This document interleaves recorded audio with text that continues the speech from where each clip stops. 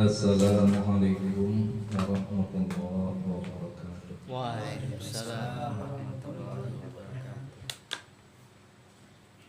Alhamdulillahirabbil alamin.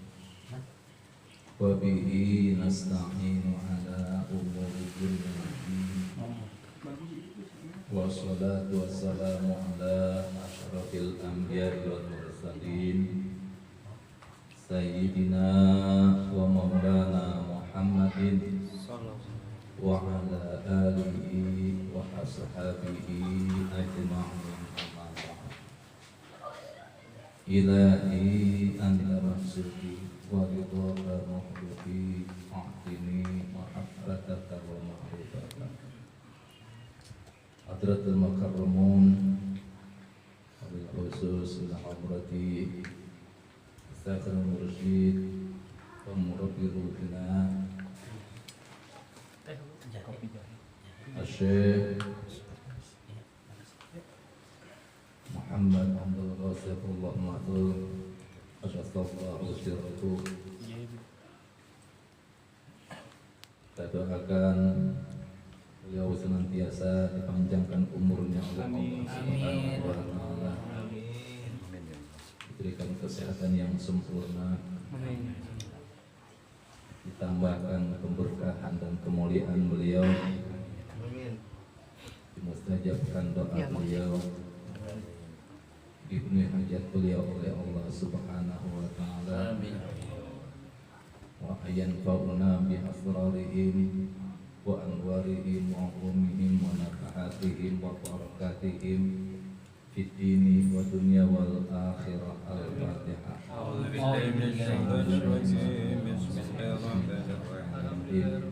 Alhamdulillahirabbil alamin arrahmanir rahim maliki yaumiddin.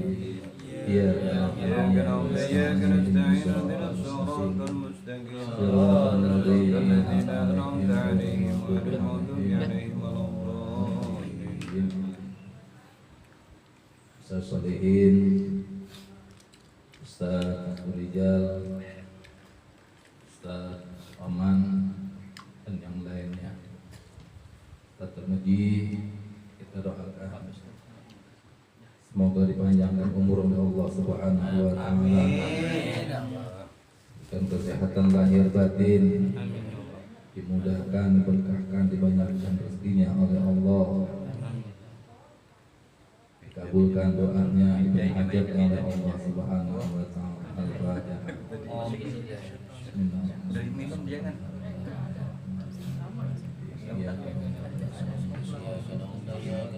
Siratal ladzina an'amta 'alaihim ghairil maghdubi 'alaihim waladdallin. Puji syukur kepada Allah Subhanahu wa ta'ala yang telah memberikan kepada kita nikmat iman, nikmat Islam, nikmat sehat walafiat, juga nikmat sampainya umur kita pada saat ini. Kita diberikan kesempatan oleh Allah Subhanahu wa ta'ala, dimampukan mengerjakan amal yang mursyid, dari mulai sholat maghrib berjamaah, fikir harian, sampai manaqib saat ini. Selawat serta salam semoga tercurah dengan rahmat Allah kepada junjungan kita Habibina wa Maulana Muhammad sallallahu alaihi wasallam, kepada keluarganya, sahabatnya, dan seluruh umatnya. Mudah-mudahan kita digolongkan sebagai umat baginda Rasulullah sallallahu alaihi wasallam yang mendapatkan kecintaan dari baginda Rasulullah, mendapatkan keridhaan dari Allah Subhanahu wa ta'ala. Amin. Pada malam hari ini adalah malam tanggal 27 Rajab. Menurut sebagian ulama, bahkan menurut ulama, tanggal 27 Rajab ini adalah di Isra Mi'rajnya baginda Rasulullah sallallahu alaihi wasallam. Masjidil Haram ilal Masjidil Aqsa. Dikukuhkan Nabi Muhammad sallallahu alaihi wasallam sebagai imam para nabi dan imam para rasul. Diangkat Rasulullah sallallahu alaihi wasallam ke tempat yang setinggi-tingginya sehingga tidak ada makhluk satupun yang mampu mengikuti kesuciannya baginda Rasulullah sallallahu alaihi wasallam. Sebab tahun 10 kenabian disebut Amul Khusus, tahun duka cita. Rasulullah tinggal wafat oleh istri tercinta dan ditinggal wafat oleh paman tercinta. Rasulullah sallallahu alaihi wasallam sangat kehilangan orang-orang yang beliau cintai. Istrinya Siti Khadijah luar biasa membantu perjuangan Rasulullah dalam mensyiarkan Islam, mensyiarkan kalimat tauhid la ilaha illallah. Kalau kita bayangkan di Mekah 13 tahun cuma dapat pengikut 74 orang, kan luar biasa. Harta yang segitu banyaknya, separuh kekayaan orang Arab milik Siti Khadijah, istrinya, habis ludes untuk mensyiarkan agama Islam. Bahkan sampai-sampai putrinya Rasulullah sallallahu alaihi wasallam, Siti Fatimah, itu nyusu, yang keluar bukan susu lagi tapi darah. Saking apanya? Saking enggak punya duit, enggak kuat beli susu, urus kering,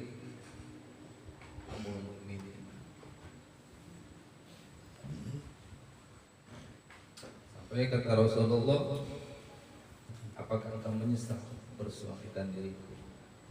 Tidak ya Rasulullah, hartamu habis, tidak apa-apa ya Rasulullah. Seandainya tulang belulangku ketika aku wafat engkau masih butuhkan, silahkan tulang belulangku dijadikan jembatan untuk sampainya diri kepada Allah Subhanahu wa Ta'ala. Saking cintanya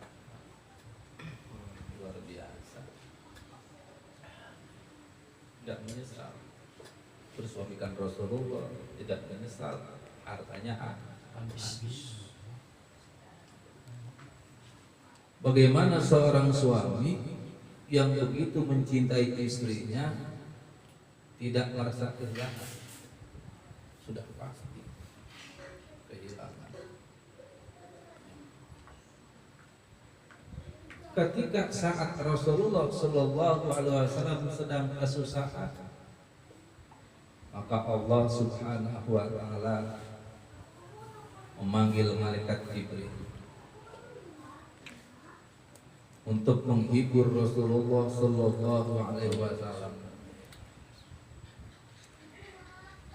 Jibril dipanggil, ya Jibril, masuk ke surga, cari kendaraan surga yang paling istimewa, yang paling gagah, terbangnya paling cepat. Malaikat Jibril masuk ke dalam surga, nyari kendaraan untuk Rasulullah, untuk menjemput Rasulullah sallallahu alaihi wasallam. Masuk malaikat Jibril ke surganya Allah Subhanahu wa Ta'ala, mencari kendaraan yang paling istimewa. Ketika mendapatkan malaikat Jibril kendaraan yang paling istimewa, badannya, bodinya luar biasa, tapi sayang, kenapa? kendaraannya sedang sedih. Sedih. Disamperin sama malaikat Jibril. Hai Buraq, kenapa engkau sedih? Aku rindu kekasih. Buraq merindukan kekasih. Siapa kekasihmu? Muhammad sallallahu alaihi wasallam. Rupanya dia tuh udah ngerasa gitu. Ngerasa mau ketemu dengan Rasulullah. Malaikat Jibril datang. Itu yang namanya Buraq. Saking rindunya menahan kerinduan kepada Rasulullah, meneteskan air mata. Kata malaikat Jibril, mari aku temukan kau dengan kekasih. Girangnya luar biasa. Buraq langsung dibawa ke hadapan Rasulullah SAW. Bagaimana yang namanya seorang kekasih ketemu kekasih? Udah malu, udah tersipu, udah seneng, udah gembira, kan? Campur aduk perasaannya Buraq itu ketika bertemu dengan Rasulullah Sallallahu Alaihi Wasallam. Campur aduk. Saking girangnya itu badannya udah gede bertambah tinggi. Ketika Nabi Muhammad Sallallahu Alaihi Wasallam akan naik ke atas Buraq, Nabi Muhammad gak bisa karena tinggi. Karena tinggi. Datanglah Sultan Aulia Syekh Muhyiddin Abdul Qadir, langsung membungkuk, dijadikan pinjakan baginda Rasulullah Sallallahu Alaihi Wasallam naik ke atas Buraq. Naiklah Rasulullah ke atas Buraq, sedangkan ruhnya Sultan Aulia Syekh Muhyiddin Abdul Qadir Jailani di atas pundaknya. Jadi stempel sendalnya Rasulullah Sallallahu Alaihi Wasallam. Jadi itu kalau kita lihat, kalau kita tahu yang sekarang dijadiin peci, nah kan ada tuh terompah, ya terompahnya Rasulullah tapaknya nih. Nah itu seperti itu.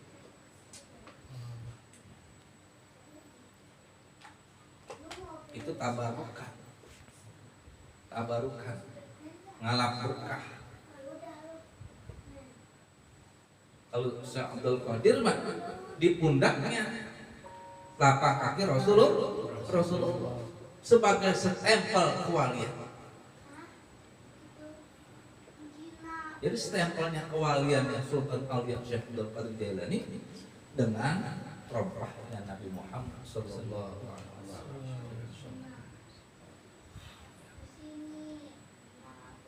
Lalu Rasulullah Sallallahu Alaihi Wasallam diisrakan, dijalankan. Subhanalladzi asra bi'abdihi lailan minal masjidil haram ilal masjidil aqsa. Diperjalankan Rasulullah Sallallahu Alaihi Wasallam dari Masjidil Haram ke Masjidil Aqsa. Dalam perjalanan, singkat cerita, Rasulullah Sallallahu Alaihi Wasallam sempat mampir pada 4 tempat.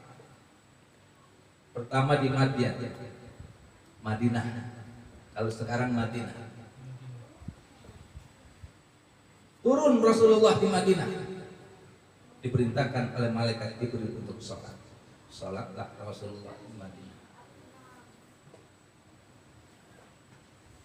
Rasulullah bertanya, tempat apa ini ya Jibril? Ini ada nanti akan menjadi tempat.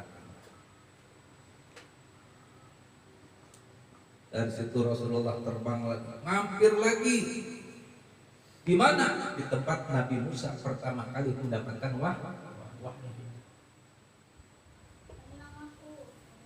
Turun lagi sholat. Berangkat lagi Rasulullah sallallahu alaihi wasallam turun lagi. Di mana? Di Bethlehem. Tempat kelahirannya Nabi Isa. Bethlehem itu jagal, tempat penjaga lah. Rumah daging.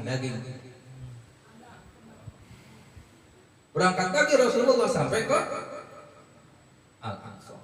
Salat Rasulullah sallallahu alaihi wasallam mengimami salat para nabi dan rasul 124.000. Dari situ Rasulullah dimi'rajkan. Itu dia yang namanya sejarah salat sunnah rojab. Salat sunnah rojab itu dibagi 4 tahap. Pertama sampai nanti terakhir malam Minggu tanggal 30. Itu dia.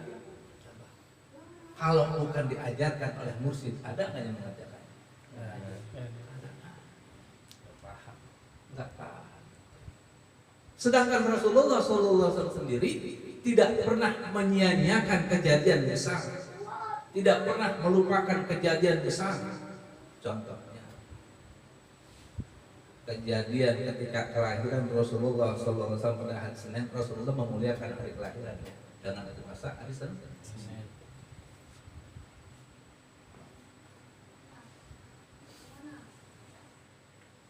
Ada lagi kejadian ya,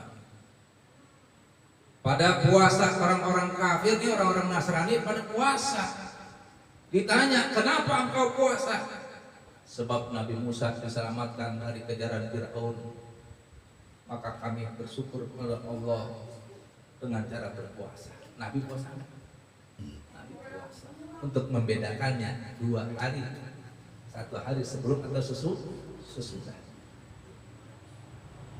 Jadi Rasulullah sendiri tidak pernah melupakan kejadian-kejadian besar. Tapi kenapa hal-hal seperti itu tidak diajarkan?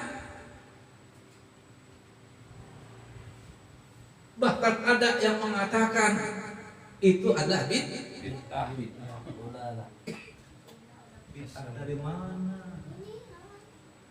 Enggak tahu asbabun nuzul. Ada asbabun nuzul.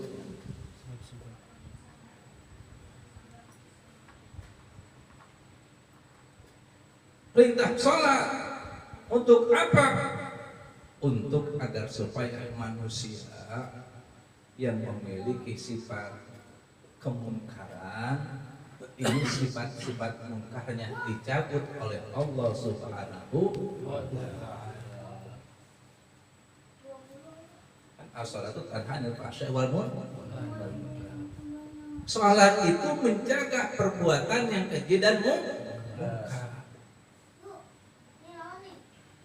Lah, terus gimana kalau ada orang yang sholat tapi perbuatannya masih keji, masih sholatnya belum benar? Perbaiki sholat. Gimana ya sholatnya mampu untuk mencegah perbuatan yang keji mungkar, sedangkan sholatnya jauh dari waktunya, selalu mengulur waktu. Kalau pengen sholatnya bernilai, ada harganya, sholat bertepatan dengan waktunya, Syekh Mursyid.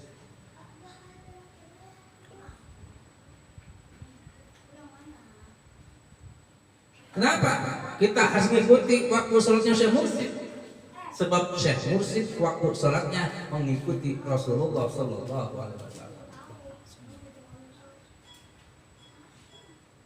Oh, bisa begitu? Ya bisa.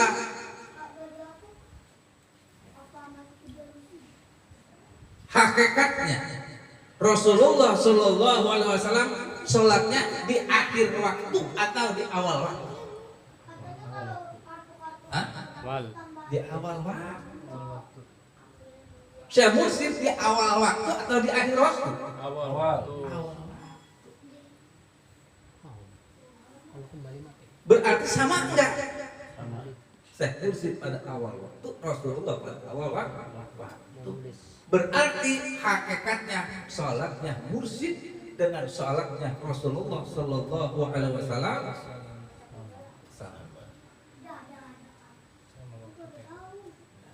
Begitu pula murid yang ingin sholat bareng dengan Syekh Mursyid, sholat bareng dengan Rasulullah Sallallahu Alaihi Wasallam, kerjakan pada awal waktu. Disitulah kualitas sholat. Artinya ketika dia sholat, meskipun dia sendiri, makmuman lillahi ta'ala, dia sholat sebagai makmum. Siapa? Makmum mursyid. Mursyid bermakmum pada Rasulullah. Yang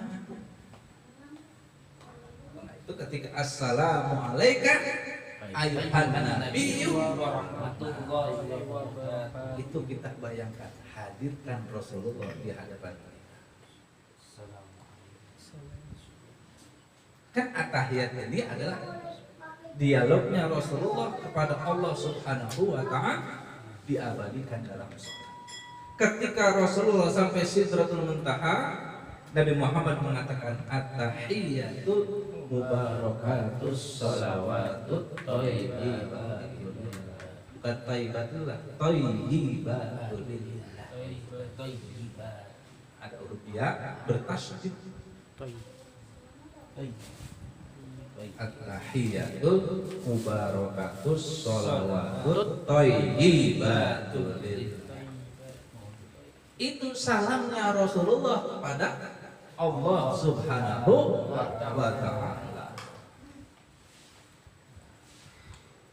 Dijawab oleh Allah Subhanahu wa ta'ala salamnya Rasulullah sallallahu alaihi wasallam, assalamu alayka ayyuhan nabiyyu wa rahmatullahi wa barakatuh. Rasulullah berada di hadapan Allah Subhanahu wa ta'ala. Oleh karena itu ketika kita mengatakan at-tahiyatul mubarakatus shalawatut thayyibatulillah, ini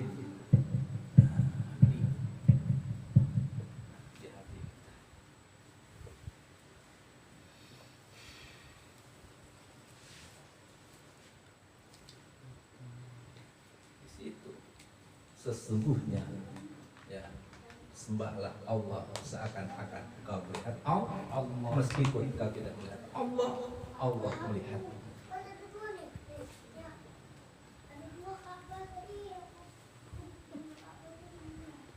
Ketika mengucapkan assalamu alayka ayyuhan nabi wa rahmatullahi wa barakatuh, yakini Nabi Muhammad pun ada di hadapan kita. Ketika belum datang keyakinan, maka boleh mengulang-ulang assalamualaikum ayyuhan nabiyyu wa rahmatullahi wa barakatuh sampai keyakinan itu datang.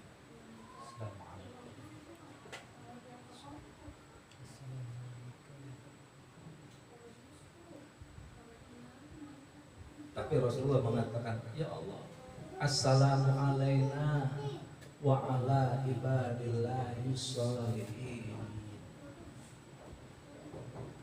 Kepada kami ya Rasulullah semuanya, para nabi mewakili.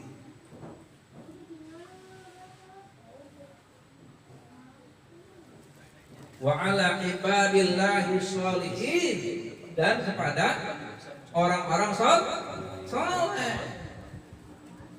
Ini tasawuf, ini thariqah.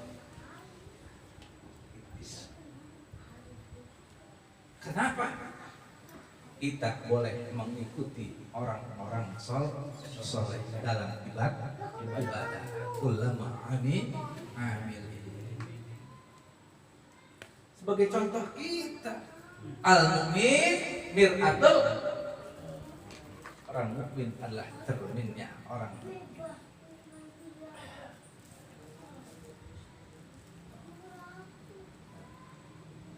Sesungguhnya orang mukmin itu adalah cermin kita.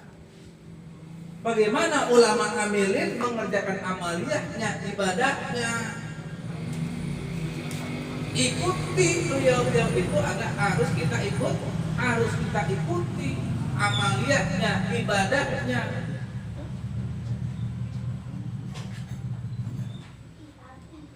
Kan Rasulullah mengatakan assalamu alaina. Nah itu dia, para nabi, para rasul dan pewarisnya. Siapa pewarisnya? Ulama amilin. Siapa ulama amilin? Adalah Syekh Mursyid.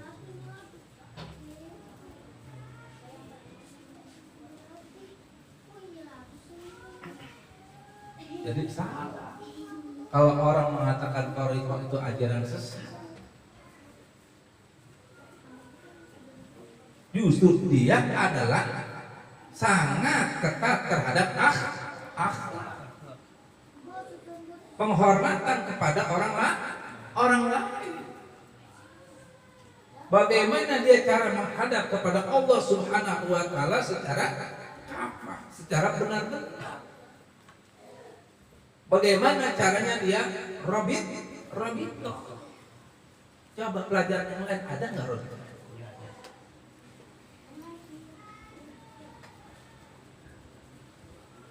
Jadi kalau kita zikir, kita salat, rabitoh dulu kepada mursyid sebagai imam kita.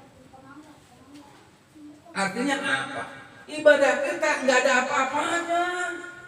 Ibadah kita belum sempurna, jauh dari kata sempurna, jauh sekali dari kata sempurna ibadah kita.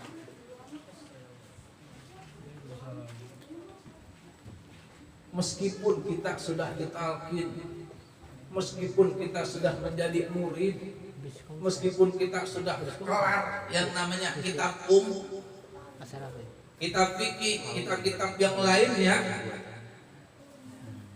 tapi ibadah kita jauh dari kata sempurna, tanpa bermakmum kepada para imam.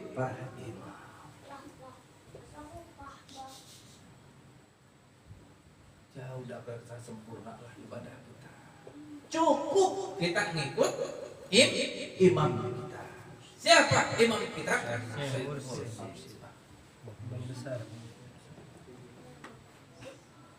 Jadi kalau kita berdiri nih, usolli fardu subhi rakaatain mustaqbil ka'bati ma'mumah lillahi ta'ala. Ketika mengucap makmum, nah, itu kan ketika kita mengucap mustaqbil ka'bati, kan kita kan berkeyakinan bahwa Ka'bah ada di hadapan kita. Makmuman imamnya, imam kita juga ada di depan yang memimpin kita. Kita sholat, bacaan kita belum ada apa-apanya, jauh dari kefasihan. Bacaan kita jauh dari kesempurnaan. Bacaan kita semuanya jauh dari kebenaran yang diajarkan oleh Rasulullah. Agar supaya ibadah kita sempurna, udah kita makmum saja.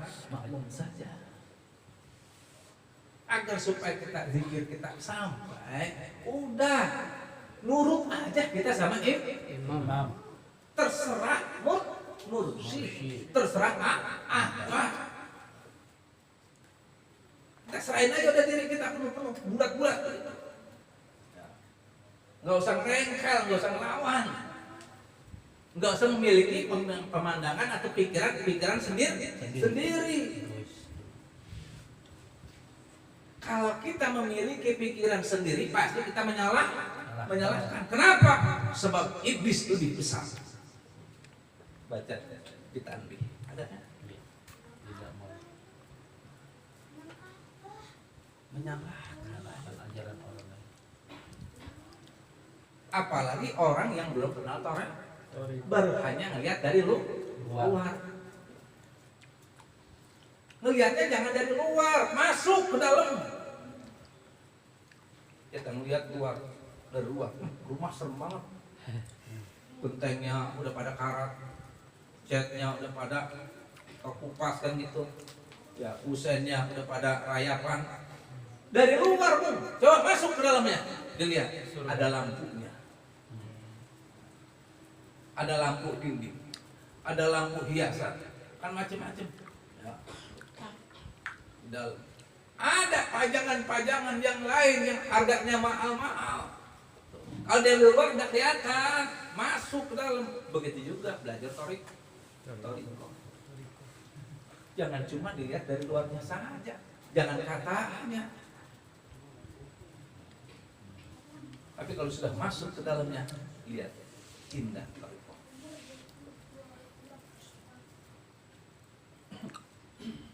Ini dianya. Kita sebagai muslim pasrahkan diri kita kepada ilmu. Kalau untuk ilmu fikih, ilmu yang lainnya silakan cari guru banyak-banyak, sebanyak-banyaknya dianjurkan. Tapi kalau mursyid cukup satu. Kalau mursyid cukup satu. Kalau ilmu yang lain silakan memperbanyak ilmu, menumpuk ilmu. Nanti hakikatnya cuma satu, mampu atau tidak mempertahankan kalimat la ilaha illallah. Setinggi-tingginya ilmu, sedalam-dalamnya ilmu yang dia pelajari, sebanyak-banyaknya ilmu yang dia kumpulkan, nanti cuma satu, la ilaha illallah. Saya banyak dari kita main TV sampai gede, tebal tuh banyak. Tapi ternyata kok cuma la ilaha illallah. Istighfar, selawat, la ilaha illallah.